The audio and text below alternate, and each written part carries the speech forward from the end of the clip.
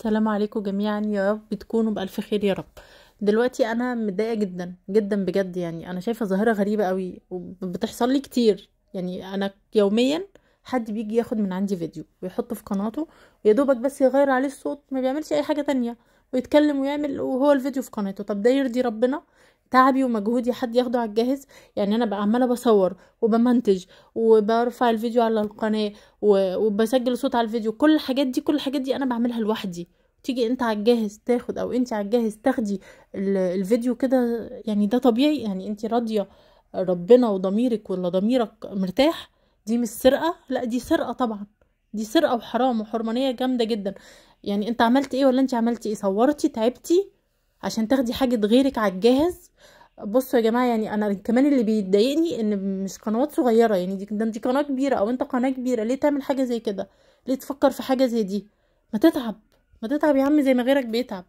دلوقتي يعني انا بس حبيت اتكلم في النقطة ديت. انا اي حد بياخد مني فيديو بعمله انذار، وانذار والتاني تالت انذار القناة بتتقفل. انتوا براحتكم، انتوا حرين. انا عن نفسي يا جماعة نبهت هنا وحذرت، تنبيه بقى، تحذير، تهديد، زي ما تعتبروها. اي حد هيفكر ياخد مني ولو شورت الصغير بس، انا اسفة جدا، انا هعمل فيك انذار. انا كل يوم بعمل انذار والله، كل يوم بقعد كده اتفرج على الناس اللي واخده القنوات فيديوهات مني بس عشان اعمل لها انذار. ما بعملش حاجه غير اني بعمل لكم انذار. لكن انا اسفه جدا، ده حقي، ومش عايزه حد يزعل من حاجه زي كده. انا هعمل انذار لاي حد يفكر ياخد مني اي فيديو، تمام؟ لان ده تعبي ومجهودي. انا اسفه، اسفه جدا ان انا طلعت اقول كده، ما كنتش حابه ولا احب اطلع اقول كده، بس انا مضطره عشان انبه الناس اللي بتعمل كده، عشان ما حدش يزعل بعد كده.